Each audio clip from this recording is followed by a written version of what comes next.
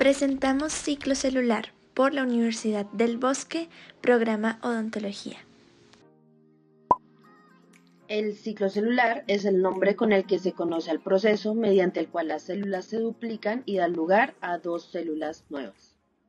El ciclo celular se compone de las siguientes fases, comenzando por la interfase. Esta se compone en su principio por fase G1, G0. La fase G0 es en el cual abandonan el ciclo celular y entran en un periodo de latencia, lo cual no significa que entren en reposo, ya que estas células presentan un metabolismo menos activo, pues si estas células reciben el estímulo adecuado, abandonan el estado G0. En la primera fase, denominada G1, la célula aumenta su tamaño, ya que sintetiza una alta cantidad de proteínas, aumentando las mitocondrias y organelos, y se prepara para la duplicación de su ADN. Posteriormente encontramos la fase S. En la interfase también encontramos la fase S y la fase G2.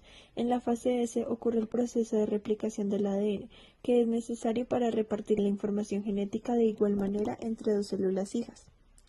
El ADN tiene dos cadenas, las cuales se separan y se utilizan cada una como molde para la posterior replicación, formando una nueva doble cadena. Estas dos dobles cadenas quedan unidas por el centrómero hasta la mitosis y reciben el nombre de cromátidas hermanas, pasando así a la fase G2. Posterior a la fase S encontramos la fase G2. En la fase G2, la cromatina se enrosca, condensándose en formas compactas, es decir, en cromosomas, y a la vez se producirá la duplicación de los organelos necesarios. Además, la célula aumenta su tamaño. En esta fase existe un punto de control llamado el G2, donde las proteínas como la P53, que detecta errores, y la ciclina D, que permite el paso de la mitosis, actúan como sensores, reguladores y ejecutores. Si hay algo dañado en el cromosoma o en la información genética, existen dos caminos. El primero es donde la célula realiza la apoptosis o muerte celular, y la segunda es que se repara y sigue hacia la siguiente fase, que es la mitosis. Finalizando así con la fase de mitosis. La profase es la primera fase del proceso de mitosis de una célula. El ADN se encontraba enrollado en una maraña llamada cromatina. Esta fase se ordena condensadamente en las estructuras que conocemos como cromosomas. Los centrosomas se ubican en uno de los polos de la célula.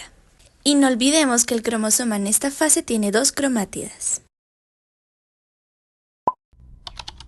Cuando una célula llega a la prometafase, su membrana nuclear comienza a fragmentarse en pequeñas vesículas y ha desaparecido el nucleolo. En esta fase los centrosomas extienden sus microtúbulos para alcanzar las cromátidas de cada cromosoma. A esto se le llama uso mitótico. Metafase. En esta fase es importante conocer que el centro de los cromosomas se conoce como centrómero. En este lugar están los cinetocoros, que serán los puntos donde los microtúbulos del uso mitótico se unirán a cada cromátida. Es entonces cuando los cromosomas son organizados al ecuador de la célula, formando la famosa placa ecuatorial.